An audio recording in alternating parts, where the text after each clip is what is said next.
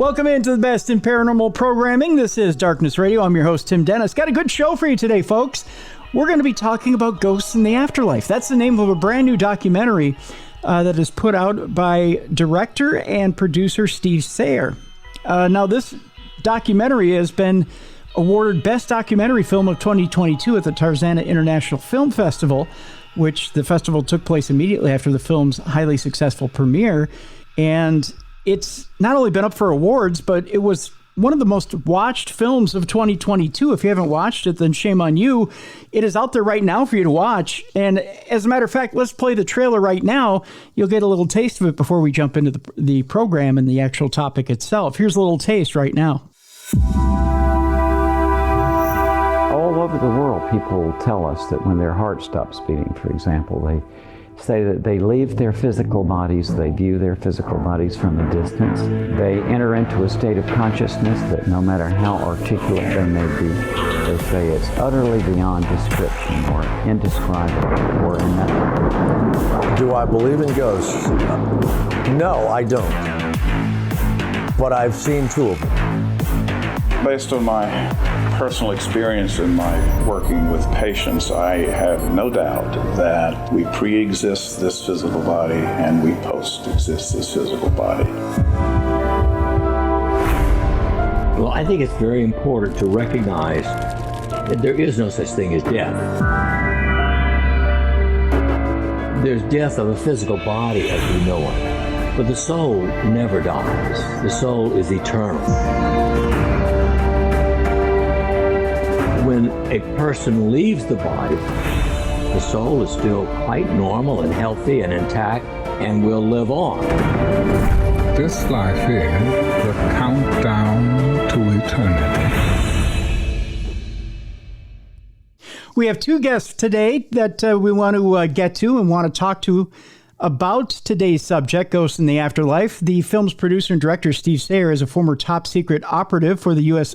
Army Intelligence and was selected for Air Force nuclear missile launch. Steve, believe it or not, has died twice on the operating room table. We'll talk about that after a serious military injury, which makes him quite familiar with the topic of life after death from a personal perspective. The project executive producer, Garrett Sayre, is a former top secret intelligence officer for the United States Navy who completed 12 years of research into the field of interdimensional communications and life after death experiences in order to create this motion picture. He's not with us today. Who we do have with us today, and we're honored to have with us today, we'll talk to her first in this program, is the host of the program. And we'll talk to her a little bit about her experiences. Actually, I have quite a few interesting questions for her. Kelsey Bohlen is the host of the program, and Kelsey also has quite an esteemed background. Kelsey was born in San Antonio, Texas. She grew up on a cattle and horse ranch in Hondo, Texas, with her parents, Alan and Linda. In her childhood and teen years, Kelsey participated, believe it or not, in the sport of rodeo, focusing specifically on barrel racing and pole bending. Kelsey also has a flair for pageantry from a young age and participated in rodeo queen contests in high school.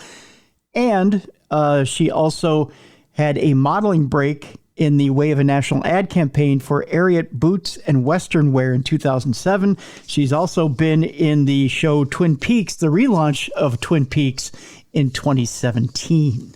Kelsey Bohlen is the main presenter of Ghosts in the Afterlife and is the main interviewer as well. And we'll bring her in first and talk to her. Actually, let's say hello both to Steve Sayre and Kelsey Bohlen. Hi, folks. How are you today?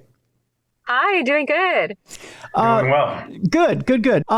Steve, I'm going to put you a little bit on the back burner. We'll ask you a few questions in here in the beginning of the program. I want to get to Kelsey right away.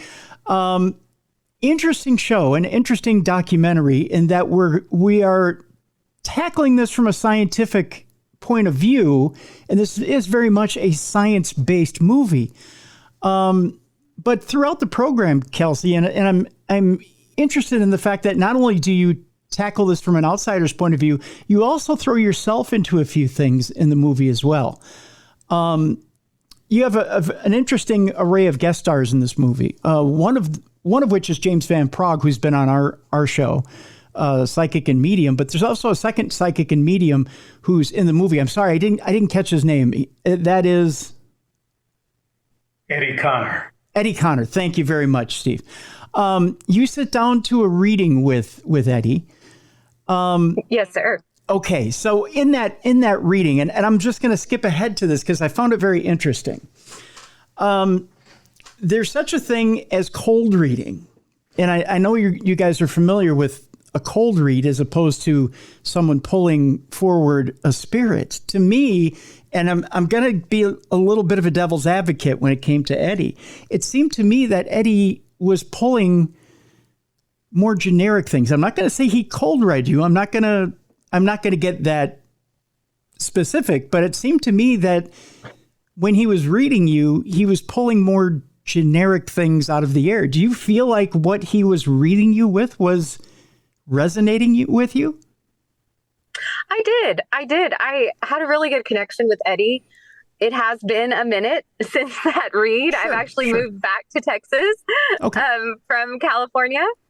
Okay. But yes, I did. I found his segment really interesting. And I wasn't too familiar with mediumship or ghosts or spirits or anything like that before being cast as the narrator. So I learned a lot throughout the course of filming. Now, that's another question I probably should have led off with. How much were you familiar with the spirit realm when you first got into this project? And was it a passion of yours before you got into the project? No, it actually wasn't. I was curious about it, like I think most people are. Mm-hmm. But I had not really done any research or delved into it in any, semi-professional capacity. So it was a real learning experience. And over the course of filming, which was quite a long time, I did develop a passion for it. And I started noticing a lot more than I had previously. But in saying that, I have had experiences that in hindsight were very paranormal. Okay. Give me an example of one of those experiences. What was it that got you close to death, so to speak? I wasn't close to death, but I did see a spirit of sorts. Okay. I was laying in bed and I was at a ranch, a very old ranch that had been incorporated by the family around the 1800s. And I saw a soldier sitting at the end of my bed, all decked out in uniform. And I wasn't scared or frightened at all, which was interesting to me. I would anticipate being at least alarmed in some capacity, but I wasn't. It was almost calming. And I was just thought to myself, oh, hi. And then he just disappeared. Yeah, it's interesting what people's reactions are the first time they see a spirit in front of them. You would think the fight or flight response triggers, but that isn't necessarily so. Sometimes it's just a matter of you're trying to process through your brain what it is that's happening right in front of you. Right. I know that the first couple of times I had instances where I had something supernatural or paranormal happen to me, it really was a thing where you just kind of freeze and you go, what exactly am I dealing with here? And you're trying to process what exactly is happening in front of you. Let me ask you this. Now that you've had this experience where you've been through this project and you've worked on this project, has that kind of stimulated an interest or a love for the paranormal where you're delving deeper into the subject? Oh, most definitely. I think the biggest impact that it's had on me is just viewing the world differently than I did before, and just having more of an open mind and also seeing things differently. It's quite hard to explain, actually, but it has impacted me in that way. There's something that kind of hit me as I was watching the film, and I watched it a couple of different times. Steve and I were talking before the program, and I watched it a couple of different times. One of the things that hit me kind of hard is I was a big fan of Jay Thomas, who appears in this film. Jay Thomas, a comedian who did a lot of appearances on the old David Letterman show. Yeah. Yeah. And I was a huge fan of his. He's a great guy. Yeah. Yeah. And as I sat there and I watched Jay tell a couple of different stories, I thought to myself, in a way, this is kind of eerie because Jay passed away a few years ago. He did. Just shortly after the interview, actually. Yeah. And so I thought to myself, well, it's having Jay passed away as it is, it's kind of eerie to think, well, he's in the great beyond now. He's not with us, yet he's telling a story about a spirit encounter he had. And I want to get both your opinions about what your thoughts are now that you see the piece and you think, I was sitting in the room with this person. He's talking about this spirit encounter he had. Now he's no longer with us. And how you kind of hold Jay to a different regard now, and what your thoughts are now that you see the piece and you think about Jay, and what you think he might have thought about this piece now. I want to go to Kelsey first. What are your thoughts about Jay now, and what do you think he would think about this piece, and what you think he would think about the afterlife now? I think he'd be thrilled that he still has a voice from the other side. I think he'd find it ironic and entertaining to some extent. So yeah, it's kind of a cruel irony, but he was a great guy, and we definitely enjoyed interviewing him. He was just a ball of fun. Yeah. Steve, what do you think? What do you think Jay would think about this irony of sorts that he's no longer with us, but yet he's captured forever in celluloid, or celluloid, not cellulite, but celluloid. Yeah. Well, when I was informed that he'd passed away, which was literally just months after the interview, it seemed surreal because he was so alive and so vivacious, let's say, when we met and we had our interactions on the set. And I still don't think of him as being gone. Yeah. I don't think that he is. Yeah. So, he's left this dimension as far as our ability to interact like you and I are interacting now. But I never thought of him as literally having left the universe. Yeah. He's still here as far as I'm concerned. And I mean that literally. Yeah. Yeah. Would you hope, Steve, at some point to have an interaction with him, much like the spirit had an interaction with him, the spirit he talks about in the film? Would you hope for something like that? Yeah, it would be very interesting. And I thought about it, but I've been literally so busy working 12 hours a day, 7 days a week, which you probably are as well, having to deal with a podcast, that I never focused on doing that. But I really feel that it's something that I could achieve. Yeah, very much so. Kelsey, let me ask you, there's a lot of different topics in this film. And in the short amount of time that the film covers, you guys cover a lot of ground when it comes to the supernatural, a lot of ground when it comes to dealing with not just ghosts in the afterlife, but different subsections of psychic activity, of ghost activity. One of the things that's brought up is something that, to me, is a little controversial. And I think we'll even expound on it a little bit with Steve in the second part of the program. That has to do with remote viewing. And it's something that I think in our field is a little controversial, because I've been told, and you go into Project Stargate a little bit, and I'll talk with Steve a little bit about that in the second half. Remote viewing is one of those things I've always been told by military advisors that you don't have to be psychic to do.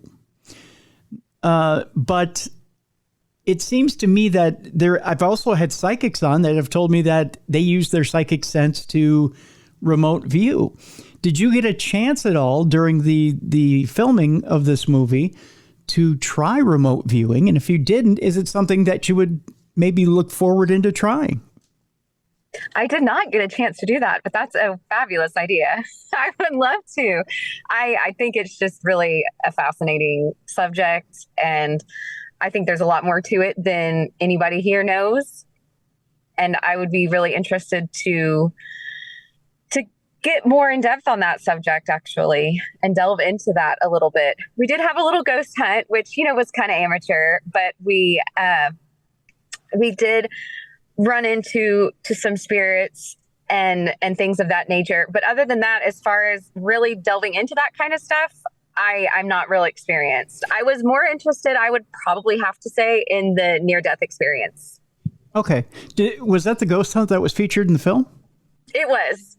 Okay. Now let me ask you this: how in depth did you go with the ghost hunt? Did you actually get to handle some of the equipment, or what did you do on the ghost hunt? We did handle the equipment. I forget the name of it. It's got a name. What you use to kind of detect the different vibrations. And we went to a field where a young man had been murdered. And it's a kind of a spoiler. I saw something. I won't get into it, but I saw something. Yeah.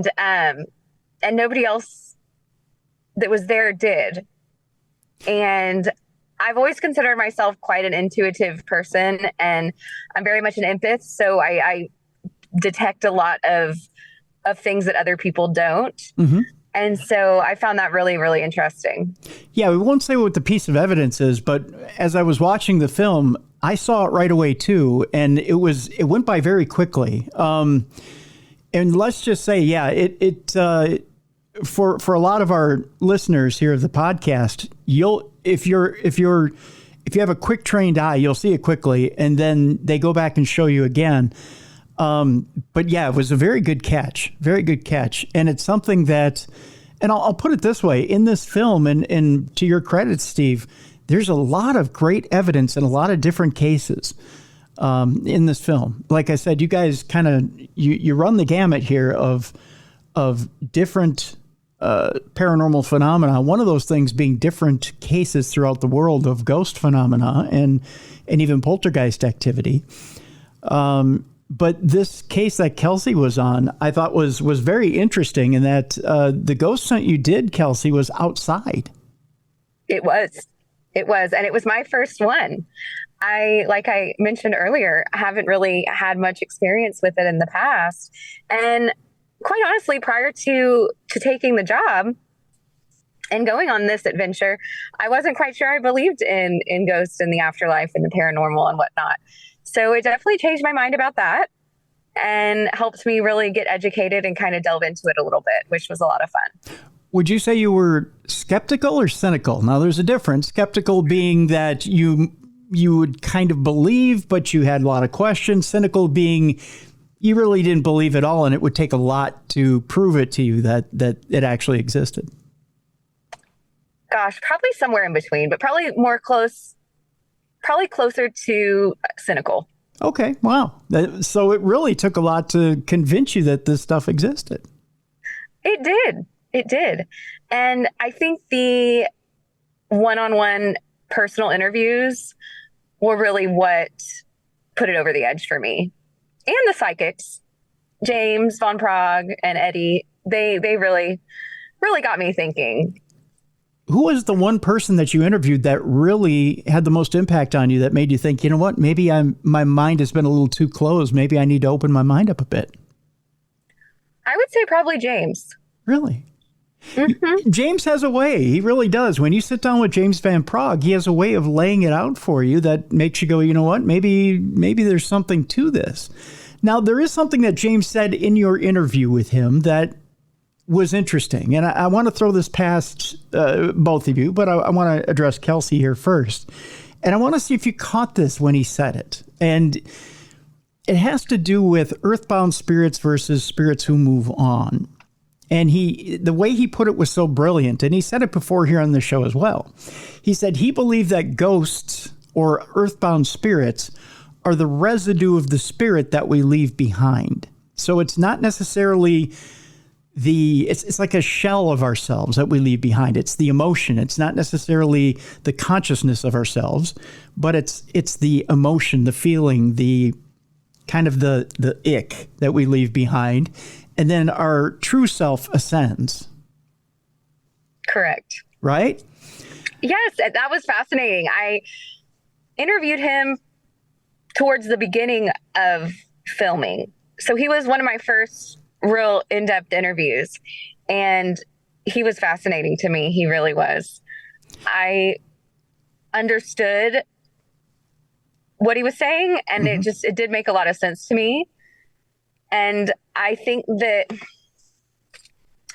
in hindsight, I started to realize that most of the ghost stories that you hear do involve somebody who was maybe gone too soon, maybe a child, maybe, a soldier killed in battle or something to that effect. So that would make perfect sense. They hadn't quite finished their job here. And we do hear about residual hauntings, and you also hear about active hauntings. So some people may make that conscious choice not to want to move on or move to the light or move forward and go to their reward, for lack of a better term. But let me ask you this question, Kelsey. With everything you've learned in this film, it comes your time, and you've decided that, or God forbid something happens, and it's your time, regardless if you've picked it or not, from what you've learned in this filming. And it's time for you to move on to your reward. You have a choice, and you have a choice whether you're going to stay here, whether you have some business to finish or feel you have some business to finish, or it's time for you to move forward. Is there anything that would keep you on this planet, or do you feel like you would easily take that choice to move on and seek out the afterlife and what is on the great beyond or in the great beyond? I don't know. I might stay behind and get some revenge. Really? Is there revenge to be had in Kelsey's world? Not really. No, I'm just joking. But I don't know. That's a tough one. I think I'd probably call it a day and move on along. Especially being that I'm curious, like we all are. I mean, there's not one person on this earth that can tell you exactly what's after this. So I think curiosity would kill the cat on that one. There's a woman you interviewed by the name of Michaela, who had described, the way she described it when she left her body was there was a sense of peace. There was music almost. There was this feeling like she belonged, like she was one with the universe. Does the fact that there's almost a anesthesia to it when you leave your body, does that, to you, does it make it feel better that when it's time, you're almost soothed into it, that you're almost led into it? Oh, absolutely. This sounds crazy, speaking of the afterlife and things of that nature, but I also have began to believe in like reincarnation and things of that nature, which is, at one point in my life, I would have looked at myself saying that and just say, who are you? You're crazy. But I really have had some experiences ever since I was little bitty. When we would go to SeaWorld or anywhere where there were dolphins, they would just swim right up to me. Mm-hmm. And then when we were in the Bahamas, one came up in the wild and let me touch it. Wouldn't let anybody else touch it. Really? Insanity. And then more recently, on North Padre Island, the Third Coast, my husband and I have a place there, and we have this little bay boat, and there's this dolphin that lives in one of the little coves, and she stays there. I don't know if it's a male or female, but it'll come right up to the boat and let me touch it. Wow. And it doesn't seem to take to anyone else. So I don't know. It's just after having completed this film, things like that, I become aware of things like that. Whereas before I would have just not even thought twice about it. So if you've had past lives, where do you feel like you've been, or have you ever been to another location on the earth and felt like that's been home at one time? Have you ever been to a hotel or a place on this earth and felt like, you know what, this has been home at one time? I've been here. Europe. Europe, really? Europe. Where in Europe? Definitely the UK. London. Really? London. I very much felt like I might have lived there at some point. Okay. Is there a specific spot in London that feels like, you know what, I've been here? No, not really. I think I lived there, and I think I was like a matriarch is kind of the feeling that I get. Okay. And I'm childless, in this life. Okay. So, it's a night and day from what I feel I was back then. But yes, I have been over there, and immediately when we landed, I mean, I just felt like almost like I was home, kind of. Yeah. No, I can completely relate. I don't have any children in this life, but I feel like in other lives, I probably had a wife and maybe 4 or 5 kids in different lives. And this is one of those lives where I feel like things aren't going the way it should, you know?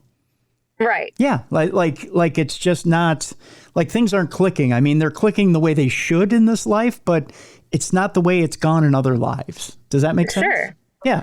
It does. It does. It's fascinating. Yeah. Yeah. Like this is one of those lives where maybe I go further career-wise than I ever have, but it's not necessarily the way that it's been in other lives. They call them vacation lives. When I've talked to other psychics and whatnot, they say, you know, you have vacation lives. Oh, I am most definitely in a vacation life. Yeah, exactly. Where you might take time off from raising families, or you might take time off from doing responsible, dutiful things, and you focus on yourself. You focus on doing things for you. So right. Yeah. Yes, I got married about a year ago, a little over a year ago, and everybody, you know, my friends and family, they were like, okay, well, when's the bachelorette party? I was like, guys, I'm 31 years old. My whole life has been a bachelorette party. I was in LA for 5 years. I'm good. Yeah, exactly. Well, you know, interestingly enough, there's so many different topics in this movie. I guess I would ask you here, Kelsey, do you feel like you could continue and do a second Ghosts in the Afterlife and continue with more subjects? I think we could. I do. I think we could do one where we delve a little bit more into ghost spirits. There's lots of subjects that we could focus on. I would applaud you if you did delve deeper into different subjects and even more hauntings or even past lives, because really past lives weren't touched on in this movie, but there are different things I think you could do in a sequel.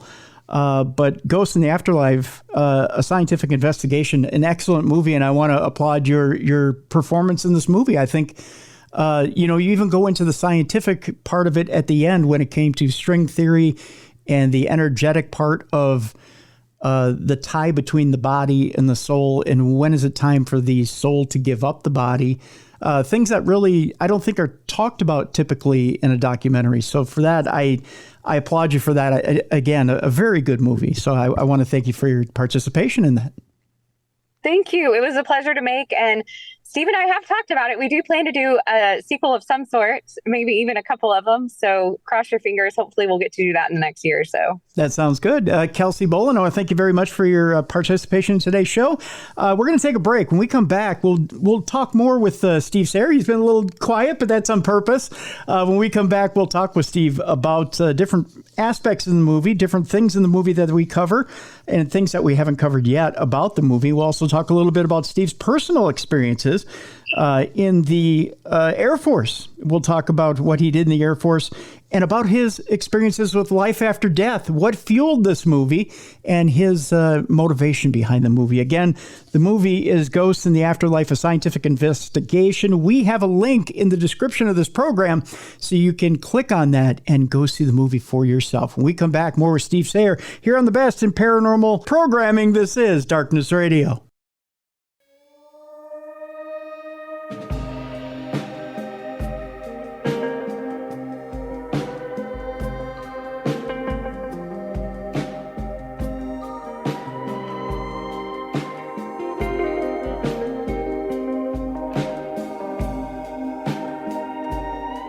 Welcome back to the Best in Paranormal Programming. This is Darkness Radio. I'm your host, Tim Dennis. The movie is Ghosts in the Afterlife, a scientific investigation. It's put out by Hollywood Picture Studios. Our guest for the second part of the program is the film's producer and director, Steve Sayre. Is a former top secret operative for the U.S. Army intelligence and was selected for Air Force nuclear missile launch. Steve has died twice on the operating room table after a serious military injury. Steve, before we get to the movie part of this and talk a little bit about the movie, we've already talked a little bit about the movie. I want to get into your experiences, and let's talk about your life after death experiences, if you don't mind. Can we talk about that? Oh, sure. Okay. First, let's start about. Thank you for your service, first of all. Thank you. Let's talk about what led to the operating room table. What got you there? And second, what did you experience? Well, the incident was occurred during a classified assignment, let's say. So there's no way I can discuss the actual incident. However, when ultimately the injury resulted in me being hospitalized and ultimately undergoing open heart surgery. But before they ever got me into the operating room, I had already died twice. So the first time that I actually, in other words, clinical death, where you stop breathing, your heart stops. And I was probably clinically dead from what the nurses told me. Obviously, I wasn't timing it myself. Mm-hmm. But it was between 10 and 15 minutes before they could literally bring me back. They kept doing the defibrillator. In fact, the whole incident was such a shock to the medical staff, the nurses, most specifically, the nurse that handed the doctor the defibrillator paddle forgot to gel the paddle. Oh my gosh. And then, so when he did the defibrillation, it burned all the skin off both sides of my chest. And you had two big, in that time and place in medical history, they were big paddles. Oh, yeah, yeah. And so it basically burned the skin off of half of my chest. Oh. But of course, that was the least concern, obviously, at the time. Oh, my God. But so then at that point, it didn't bring me back, and they just kept trying to bring me back.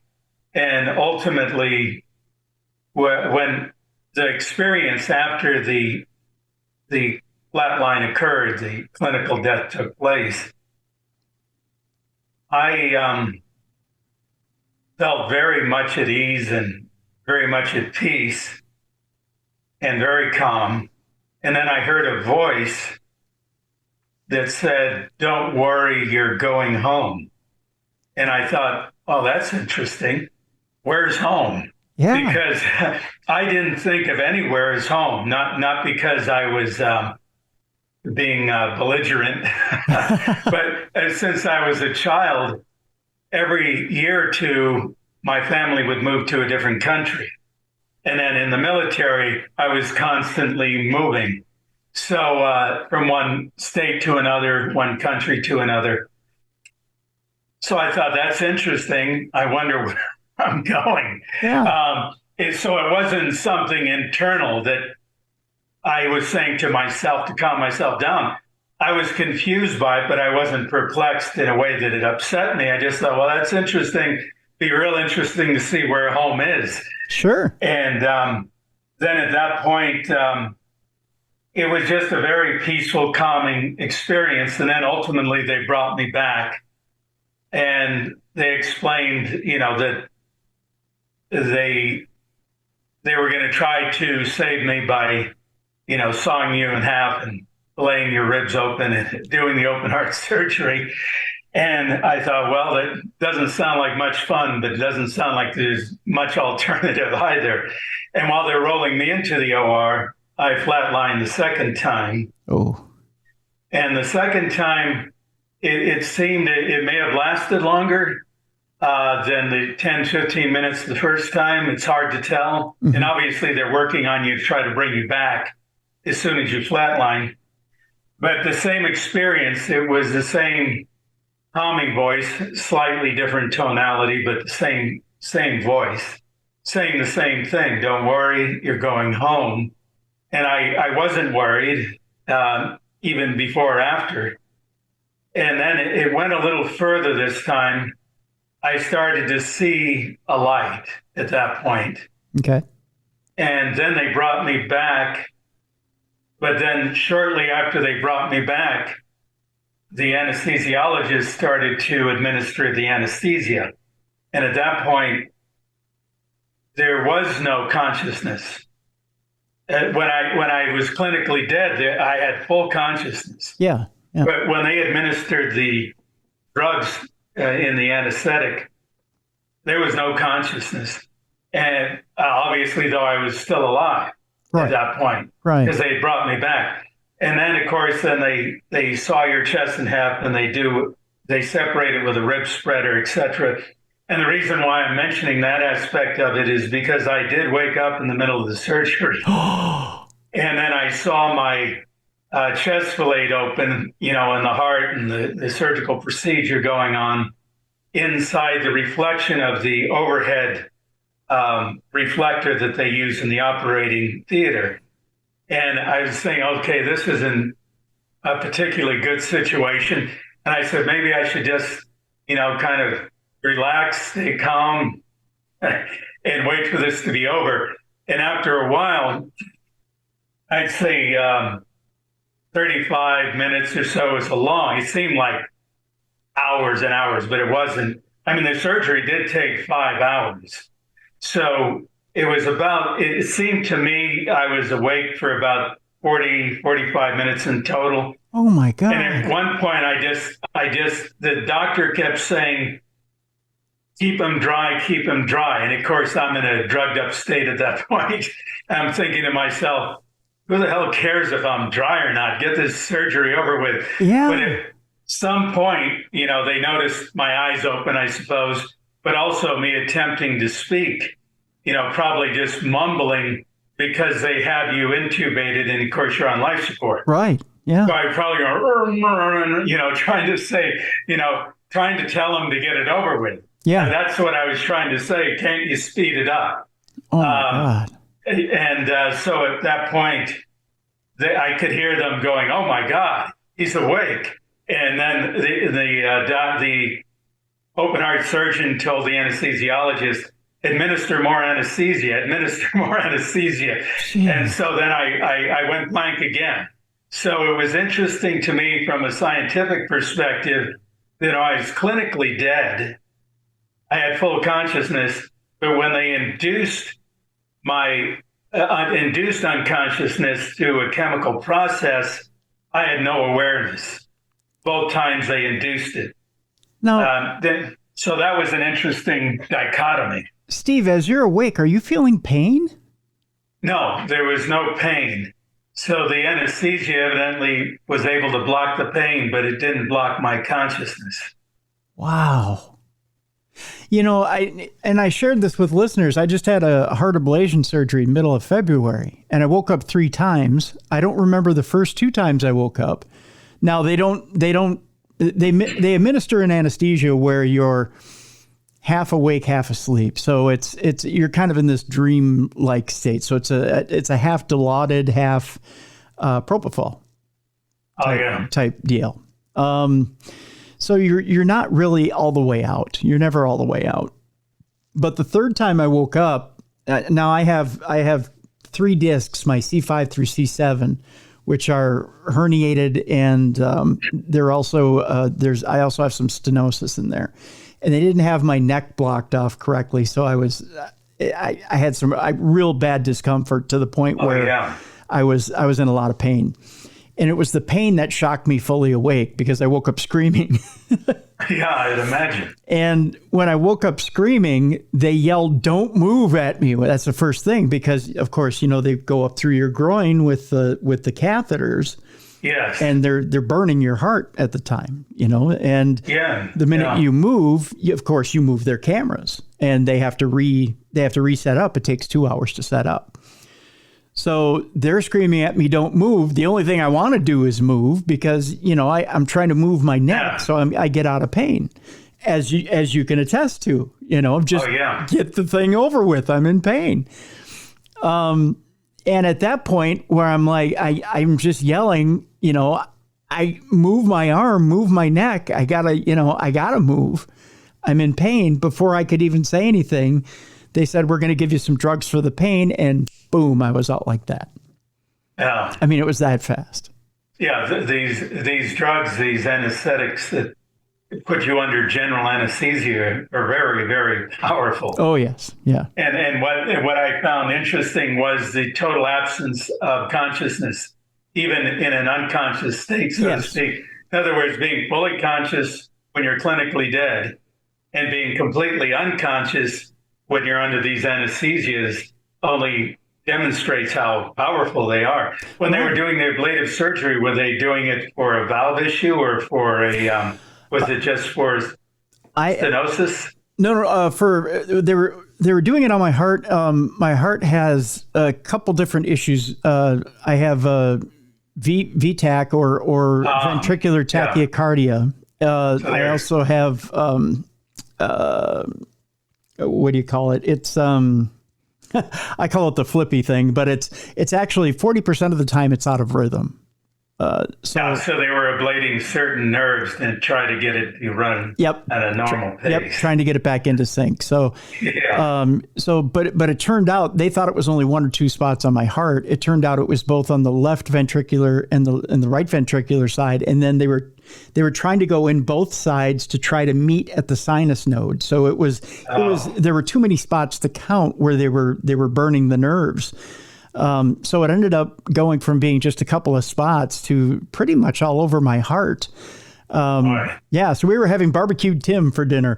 Right. Yeah, so it was. It was. I had gone in. They had started the procedure at 10:30, and I was released from the hospital at 12:40 at night. So it was a long procedure. It was a long day.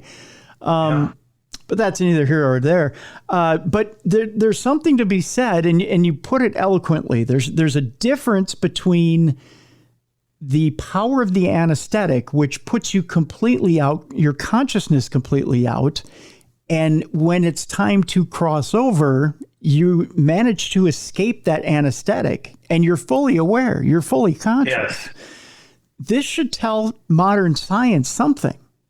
And that is that no matter what you do to the body, you can do whatever you want to the body. The body is out of control when the conscious decides it's time to take over. Yes, and as you saw in the film, when they were doing the centrifuge test, yes, it's the same concept in a sense, because they spun the centrifuge at such a high speed that the blood was drained from the brain. So it made it effectively, these pilots were temporarily brain dead. Mm-hmm. However, they had the most heightened sense of consciousness during that period of time that they'd ever experienced. Mm-hmm. It's similar in a sense. Yeah. There's a similarity there that, as you say, if they start connecting these dots, which they tend not to do, and on a subject matter which I know is quite removed from this subject, but I just recently wrote an article on the climate change theory, mm-hmm. and not one that the DNC would like, mm-hmm. but it connects all the real dots, the scientific information and the recent studies, and it is absolutely, unquestionably the right answer.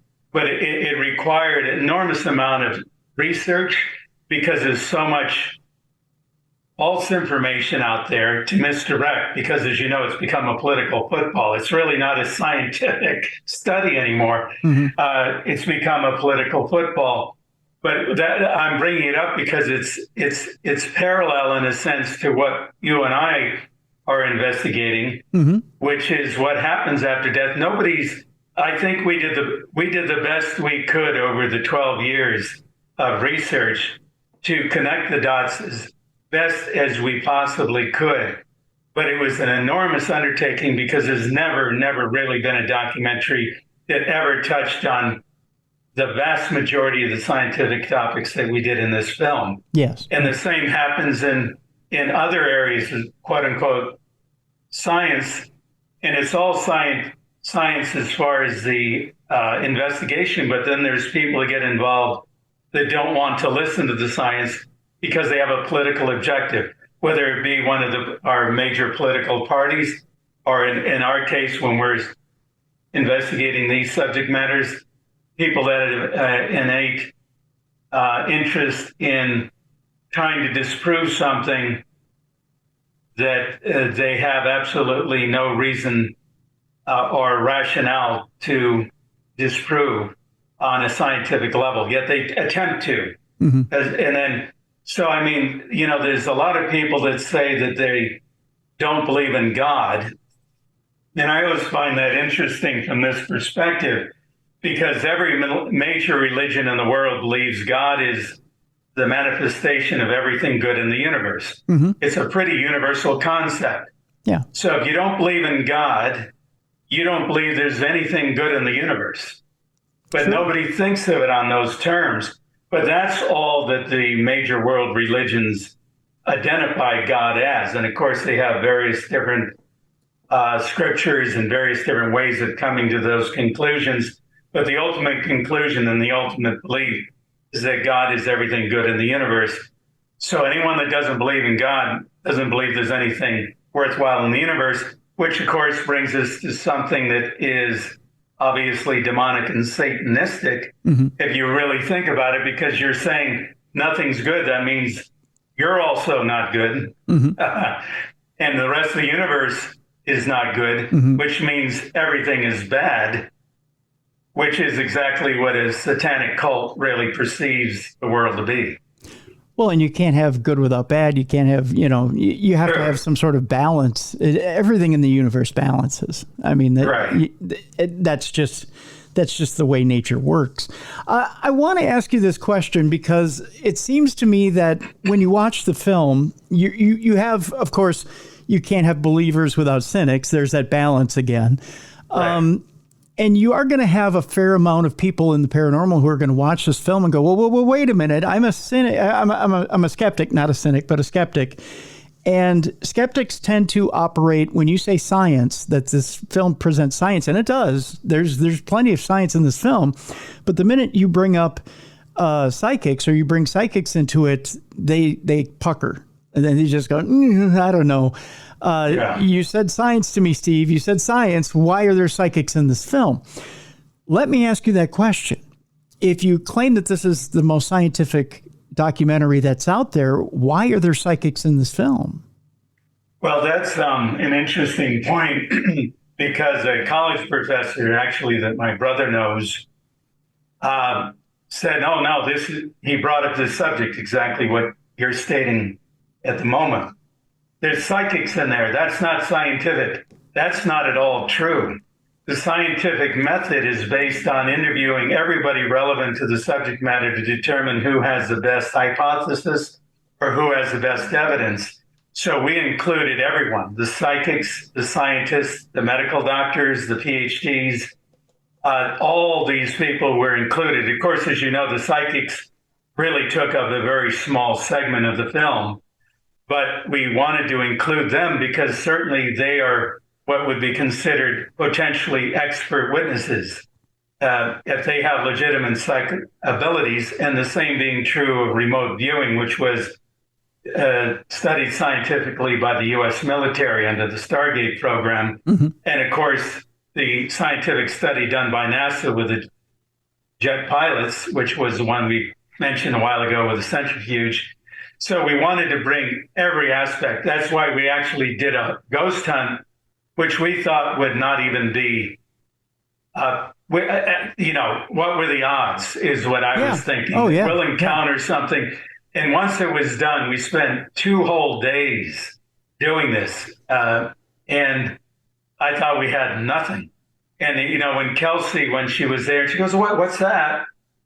No one else saw anything. And so we did, well, whatever, maybe a rabbit ran across the screen. There was no defined manifestation that anybody could see, and she wasn't even sure what she saw.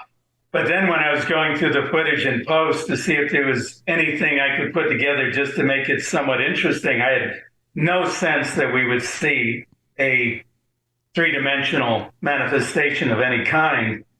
But we did, but it was in post. Nobody saw it except Kelsey saw the manifestation, but really couldn't define it. But in post, you could slow it down and watch it move across the screen. Oh, it was right there, my friend. You got it. And it's. I'll put it this way again, without spoilers. It's better than a lot of TV shows get. Yeah, well, that's what I find interesting about the TV shows, and what I want your listeners to know. Most of the TV shows, by far, maybe all of them, are predicated on what the performance artists or the ghost hunters are experiencing in their own minds. See, so not that that's not something to take into consideration, because when you're using the scientific method, which evidently this college professor who's a friend of my brother's didn't understand, because he's not a scientist per se, and I won't give away his specialty, because I don't want him to be upset that I'm mentioning him.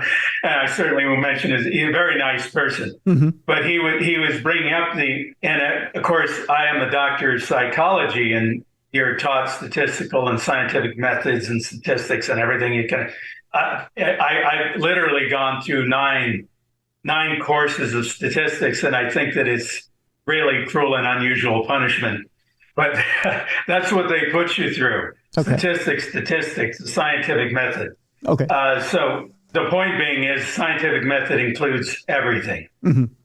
Any evidence that's reasonable that you can include into the equation. Now, there was one thing about that ghost hunt I wanted to ask you about, as long as we're on that subject. And this is not a spoiler by any means. The group that you went out with on that ghost hunt was using a dog, or they had a dog on the ghost hunt. Now, was that dog a bloodhound, or was it did the dog have anything to do with the ghost hunt, or was it just their pet? No, the dog was there because the ghost hunter who was involved had positive experiences using dogs in the past, because they had this sense of intuition. And as you saw in the film, the dog wouldn't even move forward. It started to yelp, and it wouldn't move forward at the point just preceding Kelsey noticing the manifestation. He wouldn't move any further. So it was just kind of, they had their little detection devices that they were using. And that's another thing, interestingly enough, and I don't know how effective these ghost meters are or not, that they're supposed to be sensing some type of manifestation that's technically observable on these meters. But that went off too shortly after the dog refused to move forward, and then the manifestation moved across the screen. So it was interesting to me that both the ghost Geiger counters, we could refer to them as, went off when the dog, just preceding the ghost Geiger counter going off, started whining and moving backwards and refusing to move forward. So it was an interesting parallel between those different. You had a dog, you had a ghost meter, and you had a human observing the manifestation pretty within seconds of each other. Yeah, it looked like they were using just a basic EMF meter, electromagnetic frequency meter. Yeah. The thing that was the most intriguing thing that I picked out of it was that the dog was there. I don't see a lot of paranormal groups using dogs. And I think they should, because as everyone knows, dogs are hypersensitive to certain things, not just sound, but also to just intuition. Like as you probably have heard, dogs start acting very more or less in a state of enervation, just preceding an earthquake. But the earthquake hasn't happened yet. And they kind of get hysterical and move from left to right. So it's probably similar. And I think a lot of the reason they may start using dogs once they see this clip, once these characters see this, they'll think, hey, that's not a bad idea. Because at this point, I think a lot of them just say, hey, I'm in front of the camera. That's all people need to see. But I think that one of these ghost hunters that have these programs, let's say like Zach Baggins, he might just watch this film.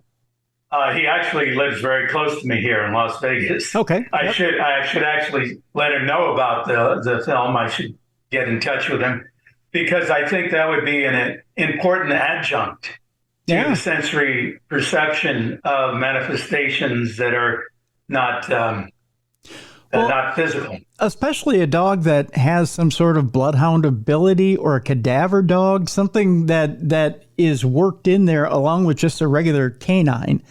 A canine that has an ability to be able to sense. like I said, a cadaver dog, a dog that has the ability to sense human remains, or a bloodhound, one or the other, I think would be more of an asset in the field than say just a regular canine. I would think. Yeah, and I'm not familiar that particular dog's background, but it may have had a similar background to what you're describing. But I never asked. Yeah, I should. It was very interesting, Steve. I was intrigued. That's the first thing that got my attention when I saw the dog. I went, "What are we dealing with here?" That kind of that grabbed me right away. So I want to talk a little bit about. Let's get into we talked psychics a little bit. I want to get a little bit into James Van Praagh again. I want to talk specifically about James Van Praagh. Now, I've had my experiences with him and find him fascinating. He's a very fascinating man. Tell me a little bit about how you tie to him and how you found him, how he agreed to do your project, and your experiences with him. How do you find James Van Praagh, and what are your experiences with him? Well, it was interesting because when we first started the project, it was 2010, believe it or not. Mm-hmm. And around 2011, I sent messages to his various representatives and contacting his agent, his manager. I didn't hear anything back, but I kept contacting him through the years while we were doing the research and compiling this film and doing all the necessary research. And then ultimately, after I attempted to contact him maybe for the 12th time in 2000, I'd say it was about, 2016, he said, yes, I'd love to do it. It was just, to me, you'd think I would have given up by then. Yeah. But, and I thought, terrific. So Kelsey and I made the trip down. At that time, he was living in a beautiful home down in the Escondido, mm-hmm. I believe it was. Mm-hmm. And we made our trip down from Los Angeles to Escondido and did the interview. I found him extremely energetic, extremely knowledgeable, and extremely articulate, and a very good person, just generally, from my personal contact, because we did the interview in person, okay. With a 3-camera setup, etc. Yep. And he was just a fantastic individual. Now, did he read for either you or Kelsey? It wasn't shown on film, obviously, but did he sit down and do a reading for you or Kelsey? No, but he did give me a what's the proper word for it? A future speculation on the success of the project. Okay. He said he said that he saw that in the future, that this film would be enormously successful. This film's only been out for a very short while. Yes. Yep. So we're just in the incipient stages. And at the time, I thought, well, that's terrific. Just put it to the back of my mind. And as you saw, interestingly, with Eddie Connor, he predicted that Kelsey would soon become engaged and soon be married, mm-hmm. which took place. Yes. Yeah. But with James, that was a organized reading, for that purpose of. But with James, it was just an insight that he had. And interestingly enough, another one of the mediums in the film, Reverend F. Reed, and he had the same premonition. So I'm hoping that they're both correct, and I think it does seem as though the film is doing extremely well so far. Mm-hmm, mm-hmm. And I think that it will probably continue because it is, as you say, not only that it presents all the evidence, but it presents evidence that nobody's ever really discussed before and nobody's ever connected the dots. Mm-hmm. And the string theory being, one of the theories that is becoming more and more and more relevant in our current state of understanding the physical world. And the discussion that we had in regard to the fact that the certain theories that we have currently in physics that most people think of as decided fact have been found to contradict each other. And string theory is the only theory that brings all of this together.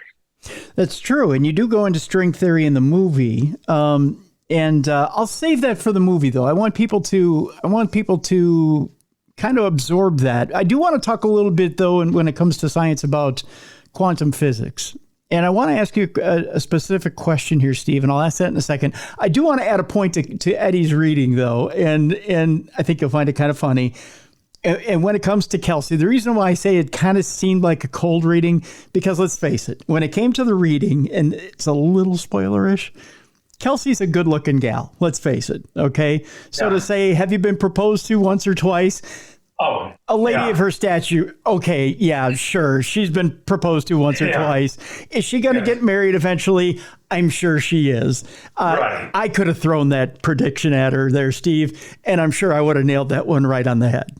Yeah. You know. Yeah. That wouldn't be difficult. No. Yeah. No. I mean, probably 8 or 9 times I would imagine she's been proposed to. You know. I'm sure there are 8 or 9 times in a night at a bar she's been proposed to. There you go. Yeah. I mean, come on. That's not a hard one. So I'll leave it at that. That's why I said it seemed kind of, cold reading-ish. It didn't seem like a tough one to knock out of the park. But that's just between me and you. I want to get back to quantum physics. In the last year or two, it seems like scientists have tried to tackle the afterlife by explaining the afterlife through quantum physics. It seems like now we've heard the term quantum afterlife or quantum heaven. They want to explain heaven as a quantum pocket universe. To them, it's easy for them to put an afterlife in their minds by saying, well, of course there's a heaven, because if we imagine it, then we can build it. But we can build it with our minds, much like a tulpa.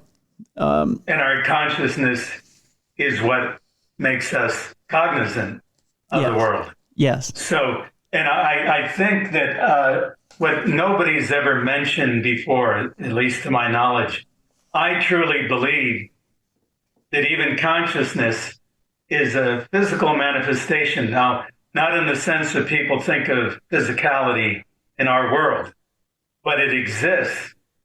And my definition of physicality is anything that exists. Mm-hmm. So certainly it's a completely different manifestation than we understand it in the physical world.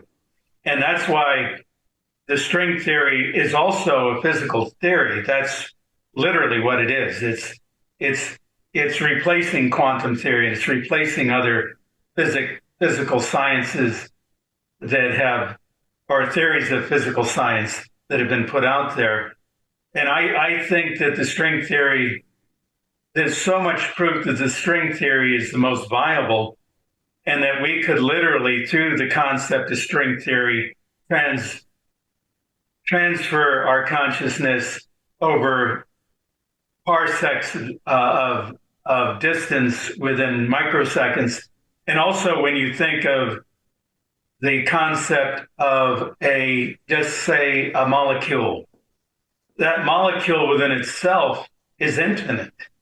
This is what a lot of people never think about. You can divide that molecule infinitely, not only in particles, not only into different atoms and electrons and protons, but infinitely. Even one proton can be divided infinitely. So when you think of any, no matter how small, no matter how large that physical item is, it can be divided infinitely, which means we could have an entire solar system in one atom.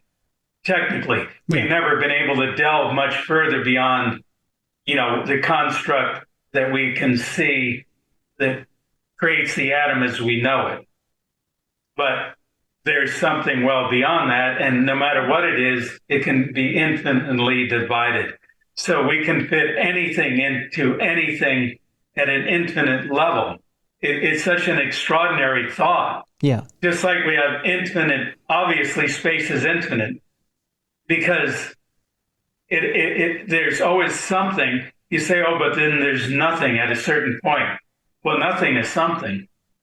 A vacuum is something. Sure. But really everything within our own world is infinite because it can be divided infinitely, which means you can, and that's where they're going with computer technology. Mm-hmm. They're starting to use molecular information to generate little microchips that just have an extraordinary base of information. Like our cell phones, as you know, weren't only impossible just, let's say, 30 years ago, right? But they were, if they were able to contain this technology in one of these little cell phones, it would have been a skyscraper full of computers. Yes. Yeah. Yep. So the whole concept of infinite division and then infinite space really makes you think about how the whole universe is connected in both directions. Yeah, absolutely. Absolutely. Well, Dr. Sayre, it's a fascinating movie, and I'll give you this. You've taken a lot of information, you've made it easy to digest for people out there, and you've done it in what is a minimal amount of time. This isn't a very long movie at all for people to sit through. You would think that this would be a 2-hour movie. It's not. It was originally 2.5 hours. Wow, really? Yeah, but it was, people they were exhausted. Yeah. Because it's 2.5 hours of information they never heard of before. Mm-hmm. And there was a lot more discussion of scientific theories and such, but people just couldn't handle it. Yeah. It was just, so we edited it down to its current state, which is 71 minutes. Which seems to be the perfect point because we had test screenings to see what people could take in one sitting. I was pleasantly surprised when I saw it was only 71 minutes. I sat there and I went, you know what? This is perfect. If I can, I'll say it's the perfect bite. So it's the perfect bite. You get a hold of it, you watch it, and you go, you know what? That was perfect. It was just perfect. It's the perfect consumer. What's the word I'm looking for? It's the perfect consumer morsel is what it is you get a hold of it, you can consume it. It's not over anybody's head. So you're not going to sit here and like you said, when test audiences got a hold of it, they got maybe a little overwhelmed. You're not going to get overwhelmed by this. And Kelsey does a very good job of even explaining string theory and explaining some of the quantum stuff and everything. So you sit and you listen to it and you go, you know what? I can see where you can tie ghosts and different theories and supernatural theories with scientific theories. It all ties together very nicely, and you put it in a nice 71-minute package, and it's perfect. It's perfect for the average person. So. Yeah, well, thank you. And there was one other point that I thought you might find interesting. Absolutely. In the middle of all this, in the middle of filming, was also in 2016. It was actually only 3 months or 4 months before we interviewed James von Praagh. And I had a 55-mile-an-hour head-on collision in the highway. Oh, my gosh. And what's interesting about the event was, well, first of all, I thought when the collision was happening in that moment, that fraction of a second, because the car came from the wrong side of the highway directly into my car. We're both going 55 miles an hour, approximately. I was, and she likely was.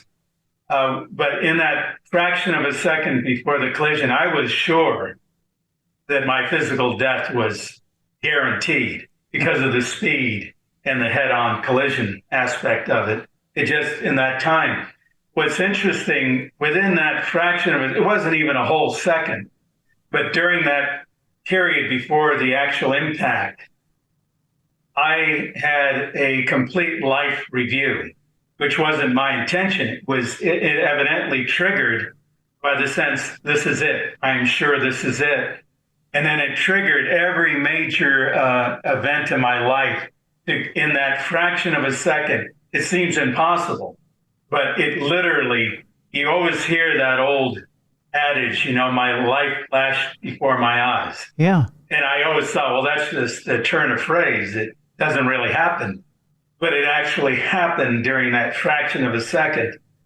And when I really thought about it over the years since that took place, it was about 6 years ago now, that it's a potentiality that it's one of two things.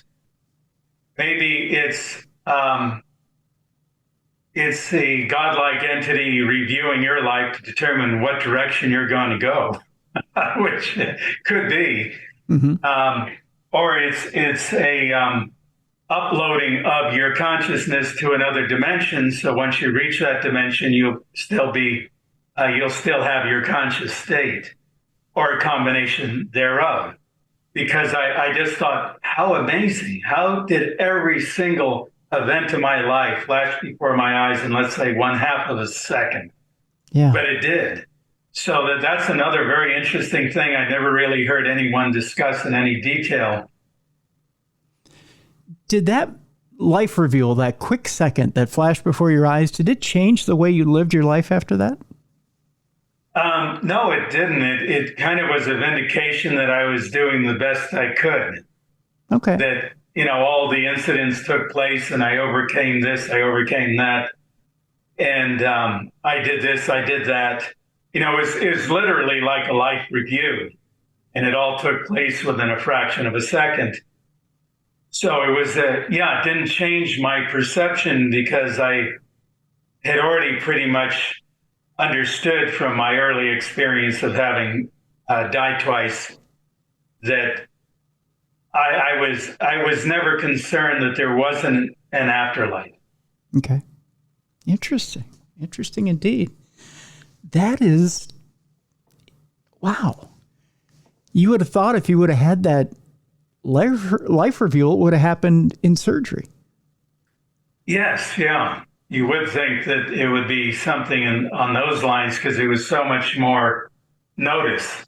Yeah. That, okay, because when the cardiologist is a cardiologist, it was an open heart surgeon. There were approximately 3 nurses at the time. And the cardiologist came up to me at one point before the open heart surgery. He said, I have to inform you, you only have 3 to 4 minutes to live. He said, so if you wanted to call somebody, it was such a wild statement. I'm thinking, okay, well, shouldn't they be thinking of what they're going to do? Yeah. To save my life. But that's what he said. And I said, yeah, give me the phone. I called one of my brothers, and that's the first flat line. Because I died during the phone call. Oh my God. And then they brought me back. So it is interesting. You think of these things and you wonder why things happen under certain circumstances. But I wasn't sure in regard to that when that whole, even though it was a very messy situation with the dying and the open heart surgery, I never was sure that I was going to die. And then saying, well, you were sure. I was sure in my mind when that collision was about to happen that it was over. I couldn't survive it. I was in a small sports car. The other car was an average size car. And I was as sure at that point. Maybe that's what triggered the life review. But the other car was amazing because even though I was substantially injured, the car that I hit flew across the intersection, literally, and hit another car at the backside of a minivan. From the impact, my car just stopped and was all crumpled up. But the person that had come over from the other side of the highway wasn't injured at all. Wow. It was just the strangest thing. And I can see the dynamics, physically speaking, because it hit at a slight angle because it was coming from the other side of the highway. Mm-hmm. And that impact caused their car to move and fly across this intersection. It was a 4-lane highway, the intersection, and hit the other car. So the impact was cushioned for the person that came from the other side of the highway. But for me, it was just a dead stop, like I hit a brick wall. So then they were untouched, but I wasn't. But it's an interesting thing when you think of all the physical and otherworldly dynamics that aren't necessarily otherworldly. As you say, if you could have an entire universe, not a universe because the universe is everything, but an entire, let's say, solar system or galaxy within an atom, which is entirely possible, and we have no idea that it exists. All these things are very, very, everybody that's ever existed on planet Earth since the inception of life could still be here. And there would be no problem with finding room for them when you think about the fact that we have an ability to infinitely divide space, even within one singular atom. Why don't we just throw the science away and give you a new moniker, the living miracle? Yeah. That'd just be I had to undergo these things in order to make an interesting observation for the film. That I tell you, you've either got a horseshoe in your back pocket or you got a God that obviously loves you, one or the other. Yeah, it's been quite an experience going through all these different life events. You've had quite the journey there, Dr. Sayre, that's for sure. That's for sure. The movie is Ghosts in the Afterlife, a scientific investigation, although it should be called I Think God Loves Me. It's a wonderful movie, folks. I encourage you to go out and watch it. We've got a link in the description of this program.